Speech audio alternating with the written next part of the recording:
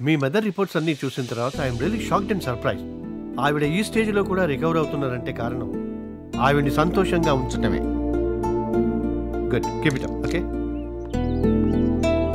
ఏమన్నాడమ్మా doctor?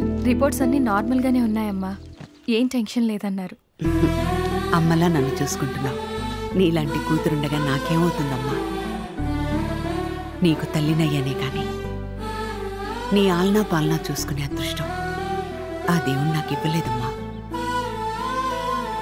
ఈ వయసులో నా కూతురు ఇలా చేస్తూ ఉంటుంది, ఇప్పుడు అలా ఉంటుంది అని నీ గురించి ఊహించుకుంటూనే ఇంతకాలం బ్రతికేశాను. ఇంకెంతకాలం బ్రతుకుతానో తెలీదు. అందుకే కనీసం నీ పిల్లలతోనైనా ఆ ముచ్చట తీర్చుకోవాలనుందమ్మా. ఆవిడ ఈ స్టేజ్లో కూడా రికవర్ అవుతున్నారంటే కారణం ఆవిడ్ని సంతోషంగా ఉంచటమే. కనీసం నీ పిల్లలతోనైనా ఆ ముచ్చట తీర్చుకోవాలనుందమ్మా. అవునా? పెళ్ళనగానే ప్లాన్ చేసి అబద్ధం పెళ్లి చేసుకున్నట్టు ఆ పిల్లల విషయంలో కూడా ఆయన ప్లాన్ చేద్దామా మేడం? ఏ ప్లాన్ వద్దు. ఇప్పటికే అబద్ధాలు చెప్పి అమ్మను మోసం చేశాను, ఇకొద్దు.